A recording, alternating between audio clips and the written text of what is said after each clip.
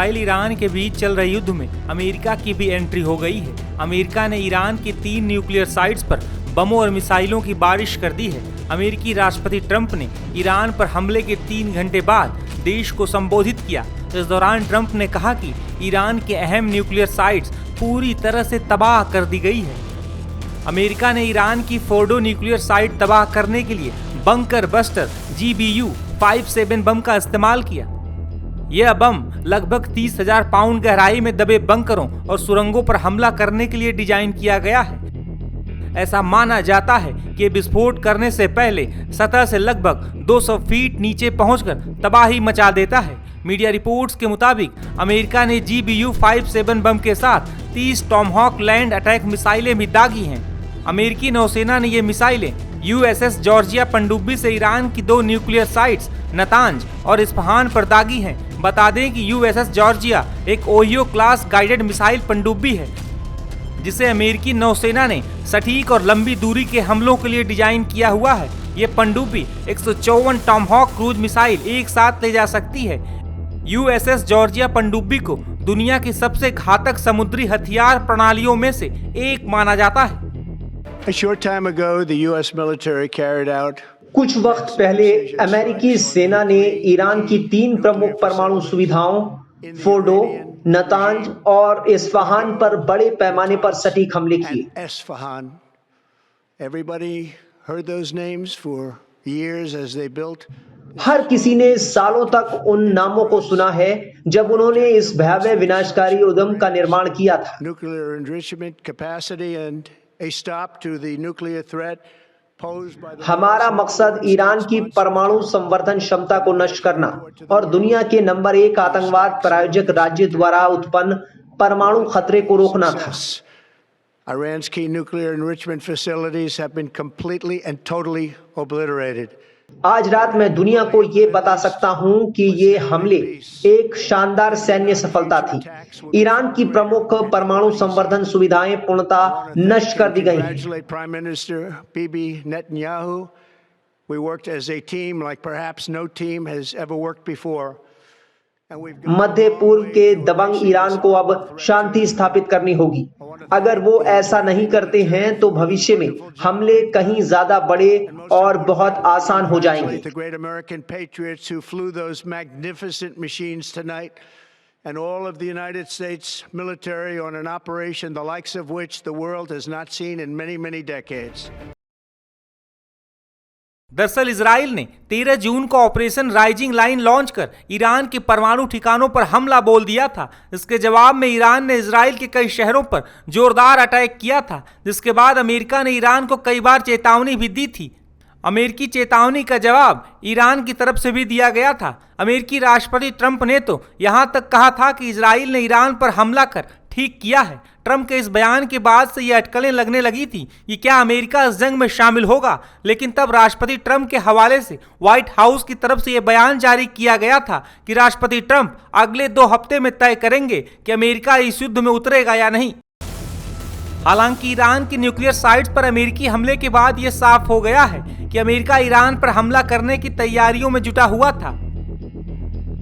वहीं Iran Israel की जंग में अमेरिका की एंट्री के बाद रक्षा जानकारों का क्या मानना है, सुनिए।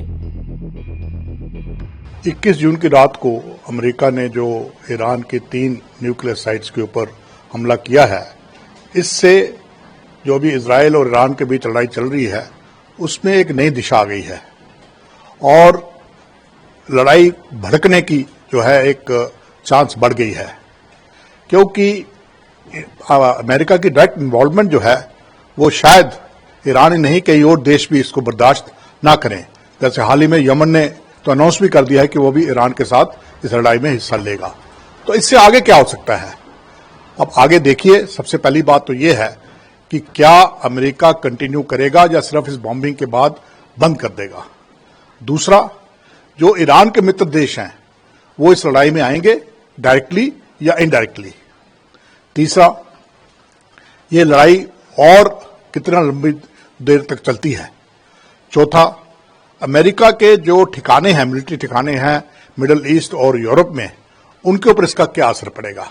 ये सारे सवालात हैं जिनका जवाब आपको धीरे धीरे मिलना शुरू होगा, क्योंकि ईरान ने तो साफ कह दिया है कि हम रिटेलिएट करेंगे, हम इसका जवाब देंगे। सबसे बड़ा नुकसान जो होने वाला है मुझे लगता है वो है ग्लोबल कम्युनिटी को, क्योंकि इससे एक तो अस्थिरता जो है वो बढ़ेगी और दूसरा जो तेल की कीमतें हैं वो आसमान छूने वाली हैं।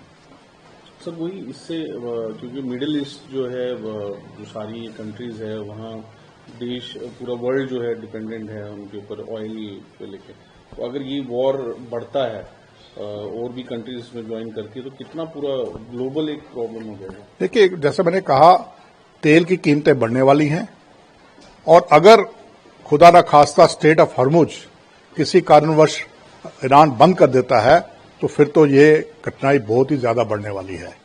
इसलिए पूरी दुनिया की नजरें इसी बात के ऊपर हैं कि लड़ाई जो है वो स्टेट ऑफ हॉर्मुज की तरफ ना जाए और ईरान उसको बंद ना करे। तो ये एक बड़ी बड़ी मुसीबत बढ़ने वाली है पूरी दुनिया के लिए, खासकर उन देशों के लिए जैसे भारत जैसे देश है जो कि अपना ऑयल इंपोर्ट करते हैं। सर वहीं ट्रंप ने जो बोला है, एक तरह तो उन्होंने कहा है कि अब पीस होना चाहिए, लेकिन दूसरी तरफ उन्होंने कहा है कि और भी टारगेट्स है जिसको यूएस टारगेट कर सकता है। अभी तो हमने 3 ही किए। यही तो मैं कह रहा हूं ना कि अमेरिका की नीति स्पष्ट नहीं है। प्रेसिडेंट ट्रंप ने पहले कहा कि हमें इस लड़ाई के साथ लेना देना नहीं है, उसके बाद उन्होंने कहा कि हम इजरायल का साथ देंगे, अब उन्होंने डायरेक्ट इंटरवेंशन कर दी है। तो अमेरिका और खासकर प्रेसिडेंट ट्रंप की जो पोजीशन है वो क्लियर नहीं है। और कल रात को जो अटैक हुए हैं उसके अंदर अमेरिका के अंदर एक डिवीजन हो गई है, डेमोक्रेटिक्स और रिपब्लिकन के बीच में, रिपब्लिकन्स के बीच के अंदर, रिपब्लिकन पार्टी के बीच में 2 गुट बन गए हैं, एक गुट जो चाहता था, दूसरा जो नहीं चाहता है।